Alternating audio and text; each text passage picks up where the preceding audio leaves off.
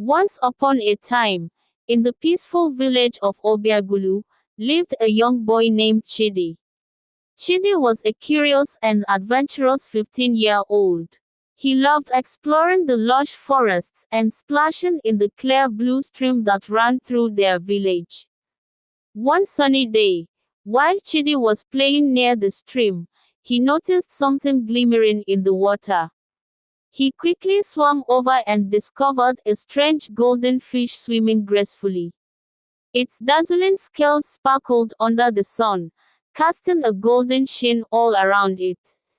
Excited by this extraordinary discovery, Chidi carefully caught the golden fish in his fishing net. As he held it in his hands, he couldn't help but wonder where it came from and what made it so special. Without wasting a moment, Chidi rushed back to his village with the golden fish in a bucket filled with water. He was eager to show it to his grandmother, Mama Nneka, who was known for her wisdom and knowledge of ancient legends.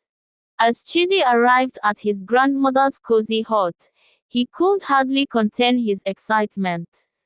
He burst through the door, holding the bucket with the golden fish in his hands. Mama Nneka, look what I found in the stream today, Chidi exclaimed, his eyes shining with wonder. Mama Nneka's eyes widened as she gazed at the magnificent golden fish. Her face lit up with both surprise and recognition. Chidi, my dear, you have indeed discovered something truly special, she said in a gentle voice.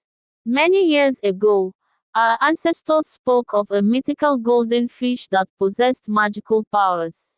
They believed that anyone who found it would be granted one wish. Chidi's eyes widened with amazement as he listened to his grandmother's words. His mind raced with the endless possibilities of what his one wish could be. But, Mama Nneka, how can I make my wish come true? Chidi asked, unable to hide his curiosity.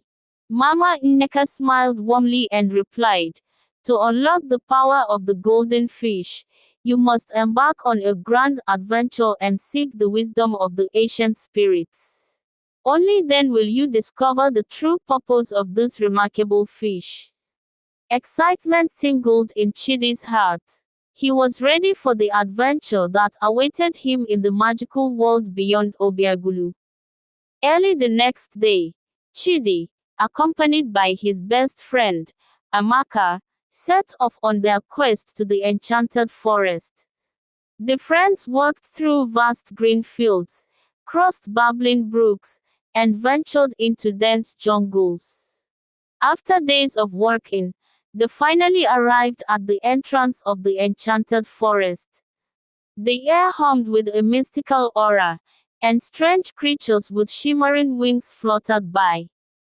As they hesitantly stepped into the enchanted woods, the trees seemed to whisper secrets to one another. Guided by the whispers, Chidi and Amaka traveled deeper into the heart of the forest. Suddenly, they stumbled upon an ancient shrine adorned with colorful feathers and delicate flowers. Enchanted by its beauty, they knelt before the shrine in awe. Just as they were about to leave, a figure emerged from the shadows. It was a wise old woman with kind eyes and a beaming smile. She introduced herself as Mama Aino, the guardian of the enchanted forest. I have been expecting you, young ones, Mama Aino said, her voice as gentle as a summer breeze. The golden fish has guided you here, for you have the important task of restoring balance to the mystical realm. Curiosity and anticipation filled Chidi's heart as Mama Aino continued to reveal the challenges and obstacles they must overcome to unravel the secrets of the golden fish. Mama Aino led Chidi and Amaka through the mystical woods, their footsteps barely making a sound on the moss-covered ground. They entered the labyrinth of wisdom, a twisting maze that seemed to have no end. As they ventured deeper into the labyrinth, They encountered puzzles and riddles that tested their knowledge and wit. Every correct answer brought them closer to unraveling the secrets of the golden fish. After hours of navigation, they reached a fork in the path.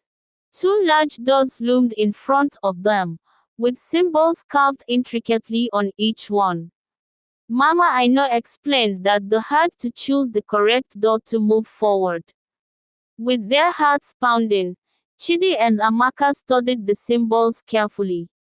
They remembered the ancient tales Mama Nneka had shared with them, and their love for stories guided their instincts. Chidi pointed to the door with a symbol resembling a moon, while Amaka pointed to the door with a symbol resembling a star. They exchanged a quick glance before agreeing to trust their friend's choice. Hand in hand, they pushed open the door with the star symbol. Behind the door, they found themselves in a vast chamber lit by the soft glow of 1,000 fireflies. The air was charged with anticipation as Mama Aino explained the second trial, the trials of courage. In this trial, Chidi and Amaka had to face their deepest fears and overcome them to prove their bravery. They looked at each other, ready to support one another through whatever challenges lay ahead. The room darkened, and suddenly, spirits materialized before them. One by one, each spirit morphed into the form of their fears. Chidi faced a towering shadow that represented his fear of heights, while Amaka confronted a menacing snake that symbolized her fear of the unknown. Summoning their inner strength, Chidi and Amaka confronted their fears head-on. Chidi scaled a towering cliff while Amaka found the courage to handle the snake with grace and composure. As they conquered their fears, the spirits evaporated into thin air, leaving behind a shimmering golden path leading them to the next stage of their journey. Following the golden path, the trio arrived at a serene clearing with a magnificent fountain at its center. The fountain's water glistened with a soothing glow that made their worries and doubts disappear. Mama Aino explained that this was the fountain of compassion, the final trial they needed to complete. Here, they had to demonstrate their kindness and empathy towards one another and those around them. They embraced the spirit of unity and shared their innermost hopes and dreams while affirming their friendship and gratitude for one another. The fountain's waters shimmered brighter, blessing them with a newfound sense of purpose and clarity. Mama Aino approached them, her eyes filled with pride. "You have proven yourselves worthy, Chidi and Amaka," she said warmly. "Now, it is time for the true purpose of the golden fish to be revealed." As anticipation built, Mama Aino extended her hand towards the golden fish encased in Chidi's bucket, enchanting it with ancient chants and prayers. The golden fish began to glow, its stunning colors intensifying. As the golden fish glowed brighter and brighter, it began to rise in the air, pouring a warm and radiant energy. Chidi and Amaka watched in awe as the fish transformed into a magical being, a majestic golden mermaid. "I am Ogechi, the guardian of wishes," the mermaid announced with a melodious voice that echoed through the clearing. "You have passed the trials and have shown great courage, wisdom, and compassion." Chidi and Amaka exchanged glances, their hearts pounding with excitement and anticipation. They couldn't believe they were standing before a mythical creature. "I am here to grant you each one wish," Ogechi continued. "But remember, wishes are not to be taken lightly.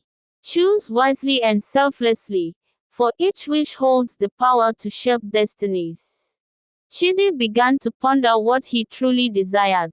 Images of a better life for his village, with no more sickness or suffering, filled his mind. Meanwhile, Amaka thought about the conservation of the enchanted forest and the preservation of its magical beings.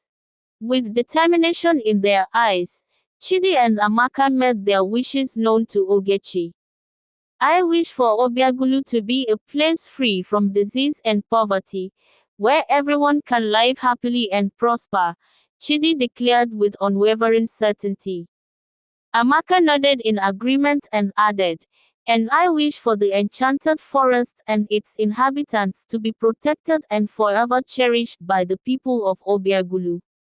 Ogechi smiled, her golden tail shimmering in approval. Your wishes shall be granted, she said, her voice filled with reverence.